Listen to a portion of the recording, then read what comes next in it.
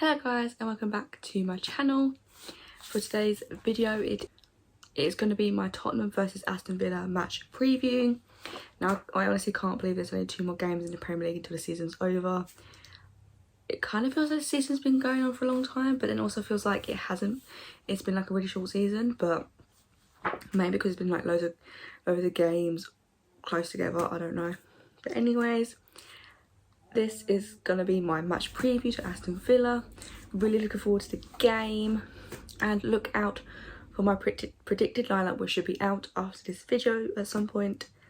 And yeah, without further ado, we're just going to get into the preview. So I'm just going to start off like some team news. So I didn't realise how many like missing players Aston Villa had. So there's Tyrone Mings. He has a knee injury which will be assessed I assume before the game, so there's a chance he might play or there's a chance that he might not, so we don't really know the situation yet as far as I'm aware. There is also Morgan Sanson who is to sit out of the final 2 games of the season.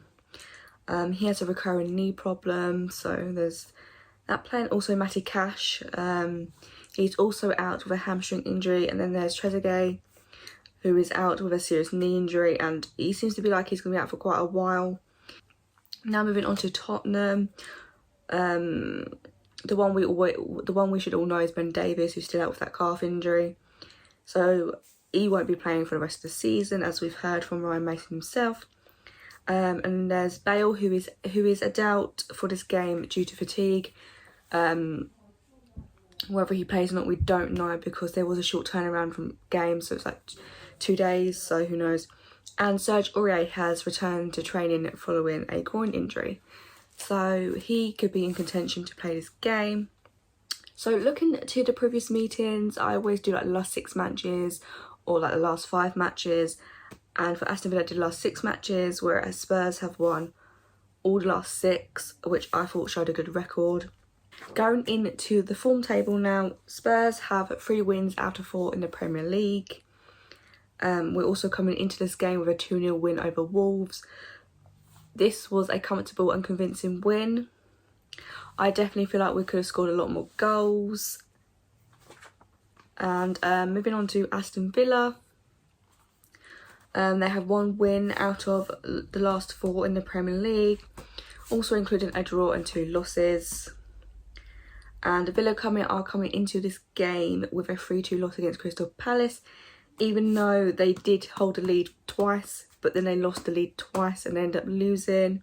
And there's just one thing I haven't mentioned yet, which I'm going to get into now, is that fans are finally back in the stadiums, and I'm pretty sure it's going to be 10,000 fans. Yeah, I'm pretty sure it's 10,000 fans going to be in the Tottenham Hotspur Stadium for this game, and I'm so excited about that, because there's going to be a bit more of an atmosphere, and I definitely feel like fans could play a huge factor into this game. As we've seen of the results from today, Brighton beating Man City 3-2, that was insane. And obviously this is, you know, probably one of the least expected results you expected over this game week, but I watched that game and it was pretty insane. So, you know, fans being back, it could play a huge part, which I think it will, as we've seen from the other matches. We all know Jack Grealish is a massive player for Aston Villa, and I feel like without Jack Grealish this season, when he's been out injured, which I think it has been like for the last few months he's been out injured, and I can't remember what game he came back, it was like maybe the last game or the game before that.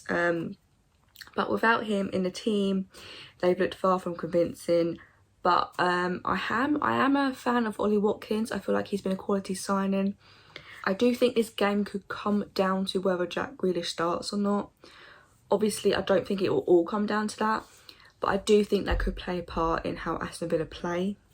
I'm not entirely sure on how his fitness is, but I do believe if he does start, Spurs will have to do a lot of defending, and we'll also have to be wary of his creativity.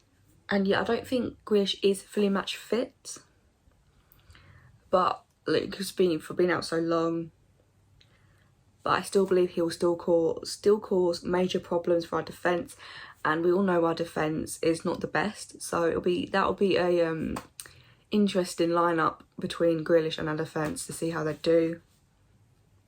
However, with some of the players Villa have missing, I do think this could work in our favour, as some of these players are like really real quality, like Matty Cash, Trezeguet.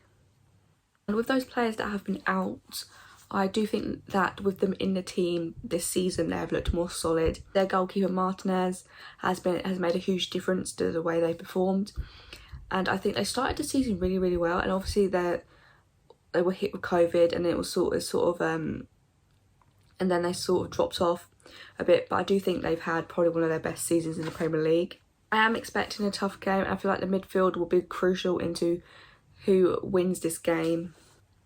However, in saying that, I do believe Spurs have more than enough quality to cause Villa problems, as long as we show the same aggressive and desire against Wolves. And yeah, my prediction for this game, I'm going for a 3-1 win to Spurs. Coming into this game, I am feeling fairly confident. Obviously, getting that win over Wolves was good, and I think the performance was amazing, outstanding. A lot of great performances. And I feel like every single player on that pitch showed the right attitude, the right desire. They were aggressive on the ball, especially Højbjerg, who was, as I've said, my man of the match. So I am going to predict a 3-1 win.